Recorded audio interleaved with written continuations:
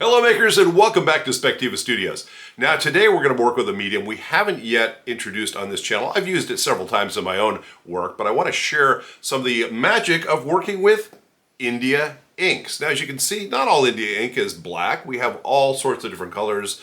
And we have the full spectrum of the rainbow, including some very bright colors. We'll get a chance to work with these today.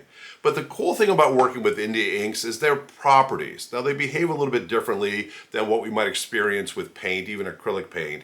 And I want to just share with you just a couple things just to be aware of about working with India inks. I'm going to start, I have a piece of paper here that I've already put some colors down. I put some red and some blue here. Let me grab my paintbrush and I'm going to let's put a little green up here. And we'll just put a line in here. Now, what I want to share with you here is that when we're working with India inks, when it's wet, when I've just placed it down in the paper like it is now, it is still highly water soluble. I'm going to grab a paper towel here, and let's just dip it into our water here. And if I want to, I can come in here and I can really move it around. I can use it almost like it was watercolor, and I can really create a soft edge and smear it around depending on what my needs are. All right, so that's pretty cool if that's what I want to do. Now the other thing, and this is what I wanted to show you, is that once the India ink has dried, as has these different spots that I created a while back, if I come in here now with a wet paper towel, same kind of difference, and hit these things up, they're not going anywhere. So once the ink dries, it is waterproof. It is not water soluble any longer. So the cool thing about working with India inks is that it does give you some flexibility to work with them almost like watercolors. And once it's dried, everything stays where it's supposed to stay, and you don't have to worry about these things getting wet or getting damaged as you put layers down, etc. in the future. Now, two other things I just want to share with you, just as a point of interest, is when we talk about the solubility of these different inks and what that means. I'm going to take I have just an empty eyedropper here, and I'm going to pull up a little bit of water, and I'm going to drop this water onto one of my cards here. And let's just do that. And if I take my card and kind of tilt it a little bit, you may not be able to see this on camera, but I'm just trying to create some rivulets with the water. And there we go. And let's go that way. See if I can draw it that way. There we go. Come on. Come on. There we go. And the reason I'm doing this is I want to show you what happens if we now drop some, a little bit more water in there. Drop a little bit of our ink on there. Just making basically a wet X, as it were. There we go. Now, if I come in here, again, I'm just going to use my eyedropper, and I'm going to come into a little reservoir of inks that I have over here. I'm going to pick up some of the red. Not too much, just a little bit. And I'm going to drop it in the middle of that watery area. Watch what happens and how quickly. Look at that. It goes and it fills in the water that's already on the card in this case, and I can doctor it up a little bit with concentrated ink if I really want to advance it a little bit further. Okay, so that's pretty cool. Now we can also, if we wanted to add a secondary color, and I'll just do that in here. Let me just clean this out real fast. And let's say I wanted to add a little bit of yellow in here for whatever reason. I could pick up a little bit of that, and I could also come in here and drop it and say, let's put a little yellow here as well, and let's create something. And again, this two-tone look is entirely up to us, what we want to be able to do with it. But the point simply is that as this dries, what we're going to see here, the effect of the colors mixing is also going to dry and become permanent. Now, I want to show you one other thing which is just a little bit weird, but an important thing I suppose to understand as well, and that is the solubility of these inks is not restricted to just working with water. Let me move this out of the way. I'm going to grab a new card, and I want to come in here, and this time I'm going to reach in with my fresh dropper, and I'm going to go into a bath of rubbing alcohol. Yeah, that's what we're going to be using here. And I'm going to put the rubbing alcohol here. Now you can already see, if you're looking at the card, that the rubbing alcohol soaks into the paper very quickly as opposed to the water which kind of stayed on the surface. We can actually see what it looks like.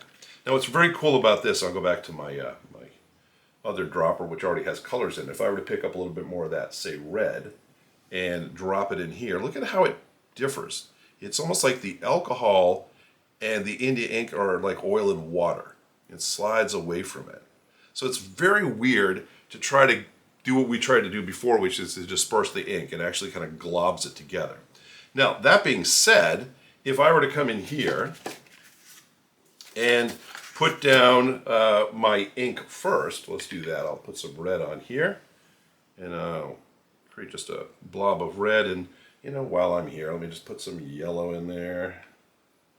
And I'll put a blob of yellow.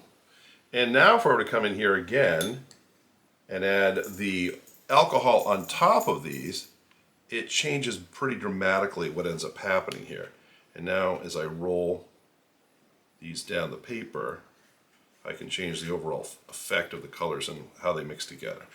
Now you're going to want to experiment with this, obviously, because this is not, necessarily high art here. This is more of an experiment or proof of concept. But what I want to share with you, what's really cool about this, is first of all, the alcohol evaporates more quickly than the water does, as you might imagine.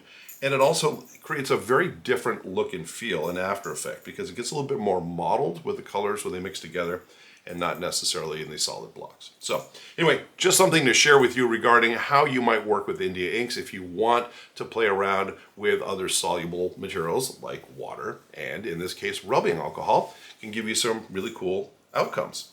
So let me get these out of the way, because today's project is not going to involve mixing our colors, not in that way at least. Instead, I want to create a polychromatic piece of artwork, and I'm going to use a whole bunch of different colors. Let me just move some things into place here. I have my palette, which has pretty much got a Roy G. Biv thing going for it right now. All right, so I have some red, orange, yellow, green, blue, indigo, or teal, in this case purple, and I have some black as well if we're going to need that. And the goal for this piece is to create something that is what we refer to in the artistic community as making marks. And marks are basically repeated patterns, or something that allows us to come in here and to be able to just, create colors, nothing really advanced. I'm going to create lines actually, and I'll show you what this is going to look like. Let me just clean my brush off here. By the way, I'm using about a 3/8 inch brush. It's fairly narrow.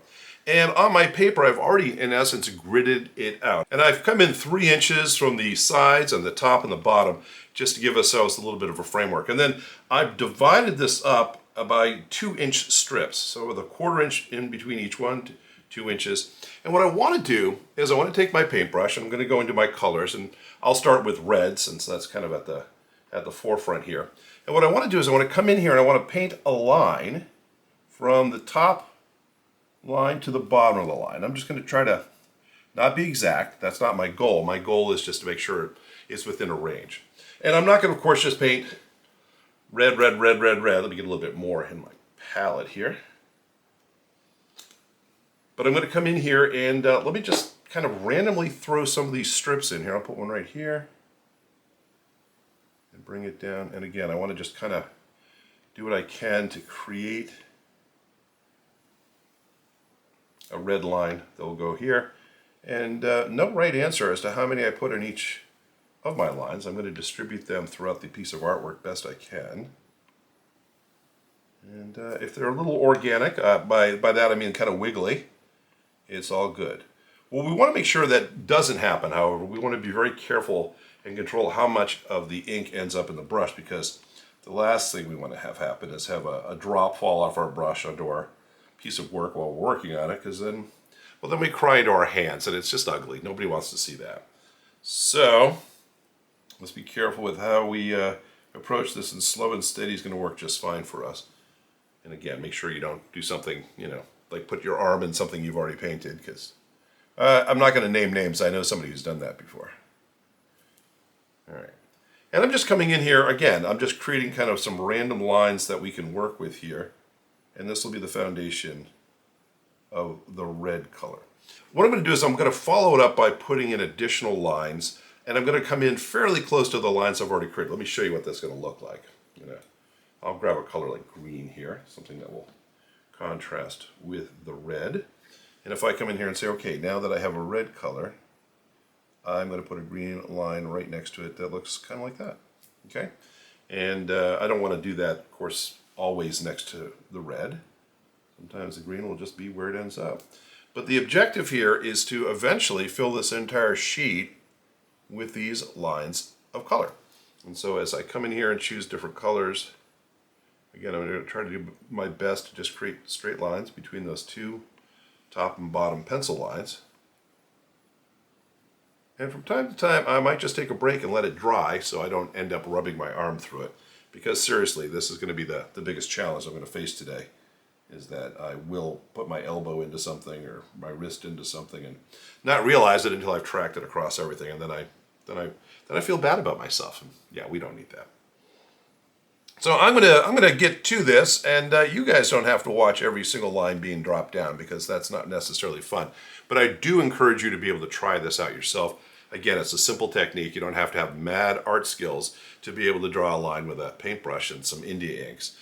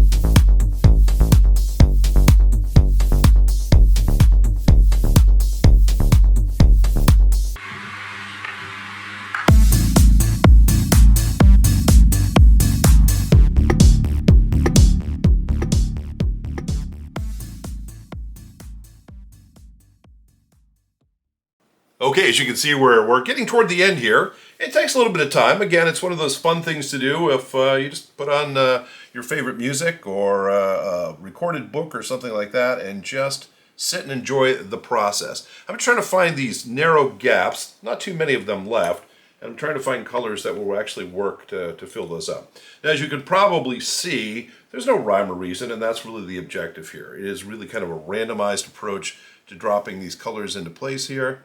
And we're just trying to create an interrelationship between these colors as they sit on these different shelves, if you will, with one another. And it just gives us an opportunity to have this blast of color. Brushes down, step away, nobody gets hurt. Yeah, so what we've basically done is we've come in here and we've created this series of lines, right? These are marks. And so by using this India ink, we can come in here and we can just paint these lines. Now, with regard to the pencil lines, we're saving these for an upcoming video on erasers. We're going to talk about erasers and the eraser shootout. We're going to talk about different types of art erasers and how they work. And so that will be something coming up in the next few weeks. But for right now, I'm really happy with how this has turned out. And I'll clean this up and show you what the final looks like as we post this. But again, what I wanted to share with you today is how easy it is to use India inks, pretty much as paint. Really sharp colors and look really good on any wall, and that's the objective. So I want you to give it a try if you can. Again, I'll leave a link in the description below as to where you can pick up these inks and, just a thin paintbrush and you're off and running. All right. Now, I hope you've enjoyed what we've covered so far today. If this is the kind of thing that makes you happy, then we'd invite you to join us. Hit that subscribe button. Every Friday morning, we drop a brand new video to help you understand a little bit more about how you can create your own abstract art. And by the way, hit that little bell icon. That will let us notify you when a new video has dropped. Anyway, that's all I have for you today. Thanks so much for dropping by, and I'll see you next time.